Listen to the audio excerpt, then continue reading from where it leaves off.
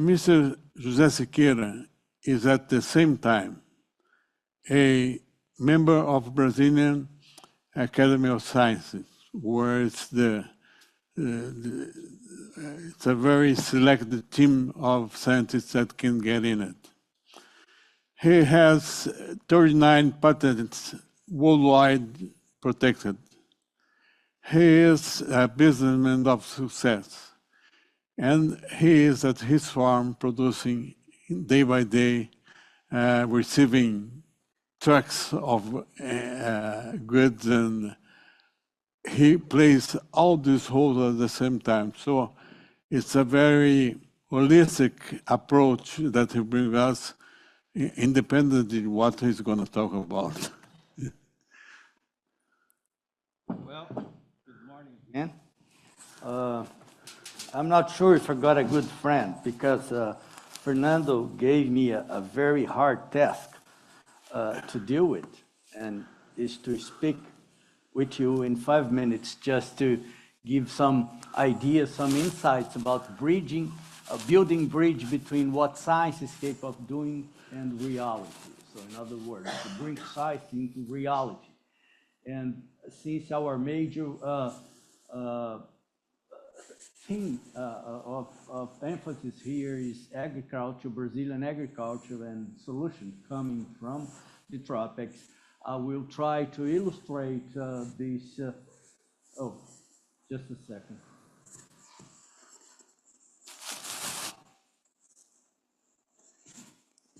All right, thank you.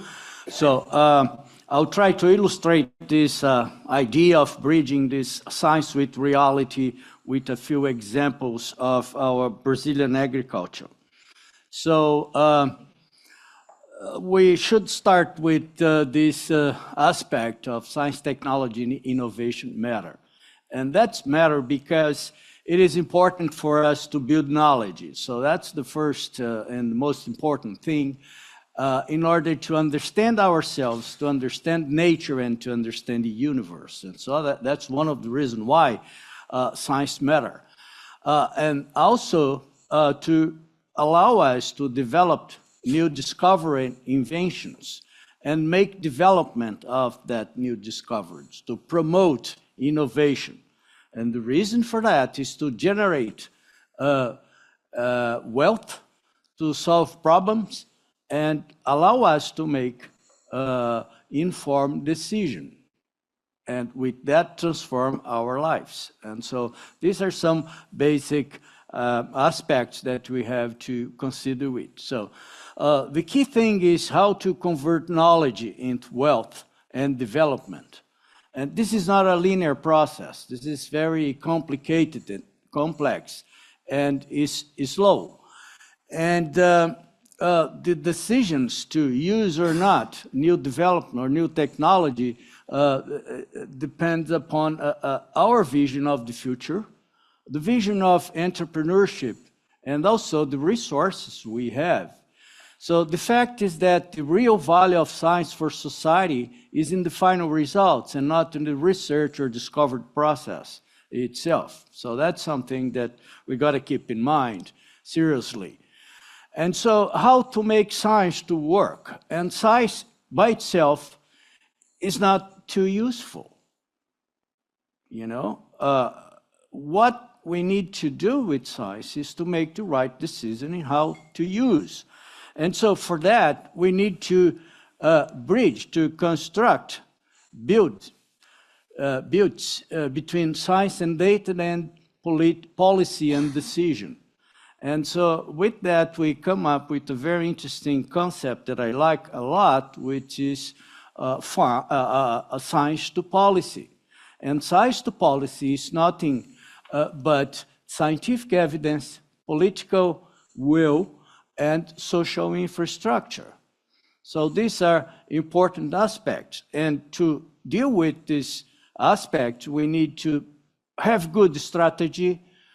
We need to prospect the needs, demands, and we need to analyze critically trends and the purpose. So why science, okay? And how to put science together with policy or to construct effective science. And this decision has to be made on facts, value, knowledge, policy, and what results do we expect from using science or science and technology. So we need good planning, executive projects, and what we expected from that. And so innovation is nothing but the materialization of the science benefits. And innovation is what is possible with technology, what is desirable to users, and what is viable in the marketplace. So these are three important aspects governing the success of innovation projects. And at Fórum do Futuro, we are using to promote this innovation-based agro-development, adopting the technological poles or technopoles, the polos tecnológicos. And they are inspired by real demand and challenges, focus on demonstration and strategic communication, and engagement of research, business, and stakeholders. And so these are the basic aspects. And so Sinop AgriPole is one of the example of how do we construct and make a plan of action to reach what we want. And so Brazilian agriculture is a good example of these things, of real science, science benefiting society. So we move from a subsistence extractive farming system, as we have illustrated there, to one of the most industrial farming, large-scale operation farming in tropical world, as illustrated here. I'll not spend much time on that because I don't have this time. But specifically, two crops, it's a good evidence for that. This cotton, the way that we used to do, and we evolved to this large-scale operation system. The same thing with coffee. I brought coffee because I know Norway is a good importer of coffee from Brazil. So we moved from this labor-intensive operations to large-scale production, certified, even regenerative farms system like we saw before. So we reinvented tropical agriculture using the ultimate technology and to become world reference, okay? So this is basically what we have been evolving through and what we ended up. In addition to the grain, the large grain production, we can also produce meat and a variety of vegetable, fruits, and cultivated wood and biomass. So we are not only grains, we produce a lot of different things in a very competitive and safe from the environmental standpoint way. Just to give you some example. And the Cerrado cultivation was a great achievement, like mentioned before. So we moved from unsuitable land management that was done with fire to the most advanced crop and technology management systems in Cerrado. Cerrado was not adequate for cropping, and today is a barn of the world, I would say.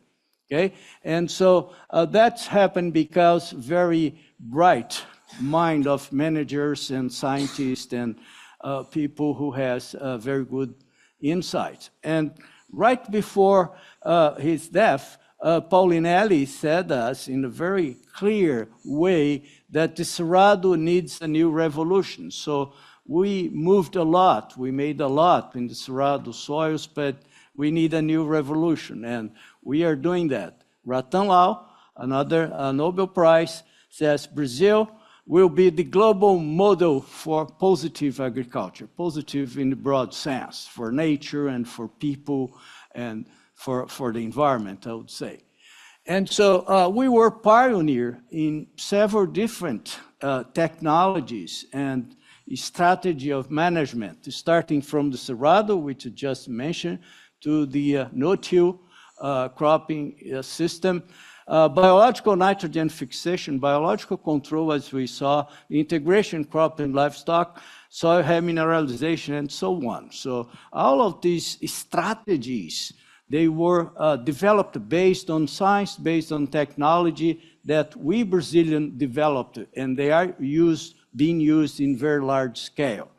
And so all of this gain in productivity that we have, so we moved from 25 to 27 million tons in the 60s to more than 300,000 today.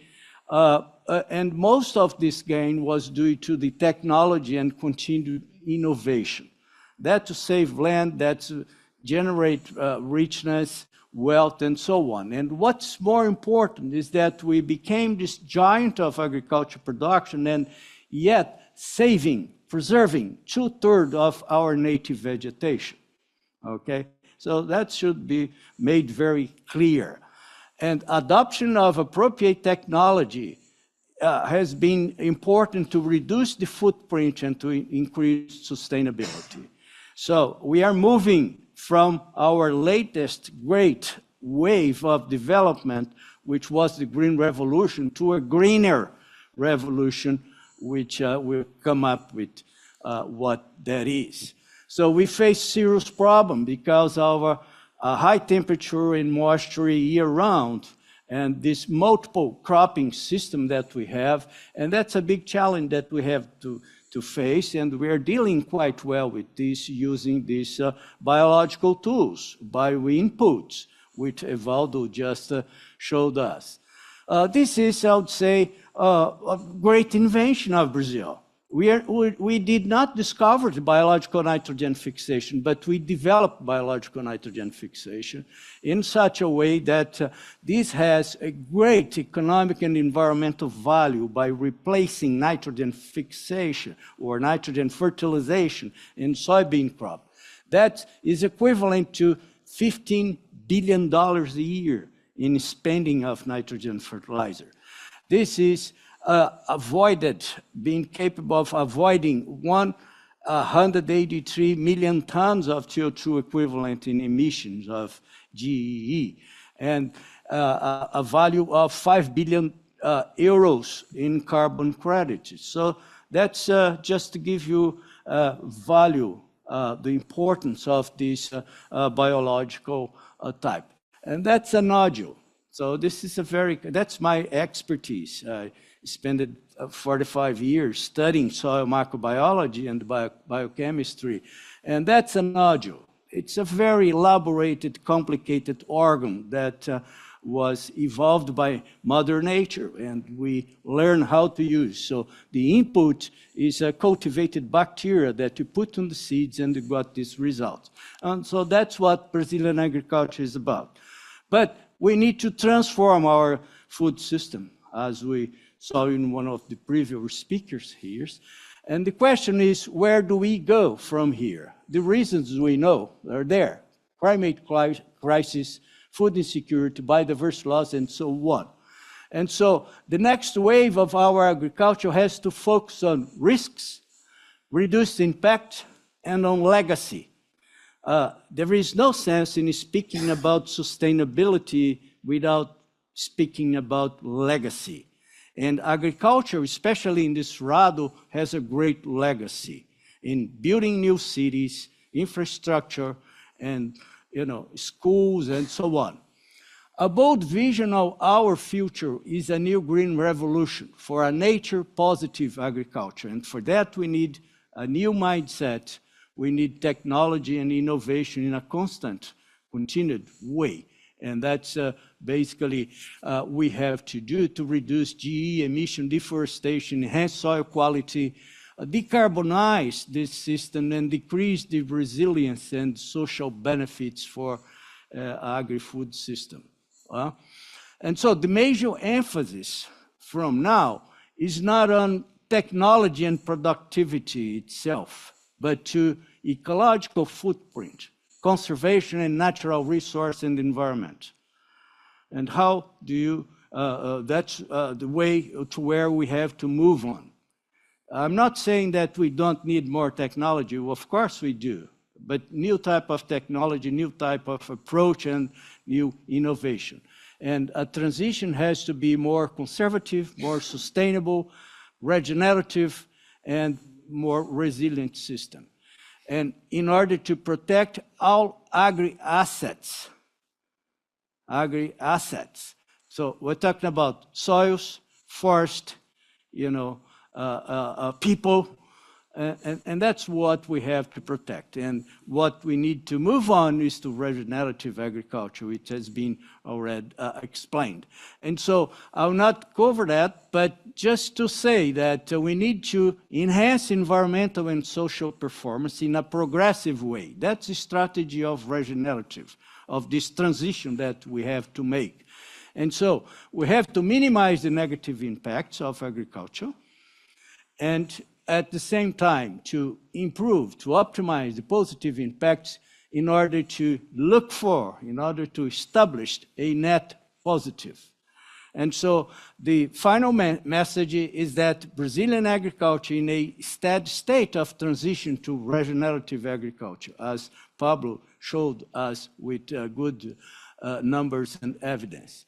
We have enough knowledge, we have practices, and we have the engagement.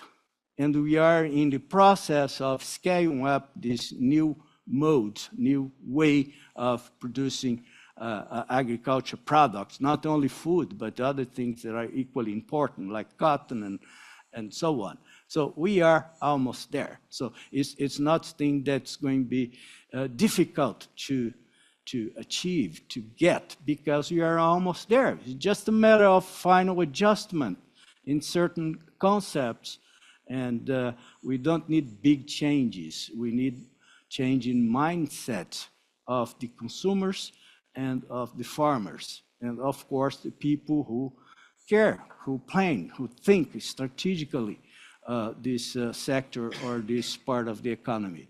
So I'll stop here and thank you for the moment.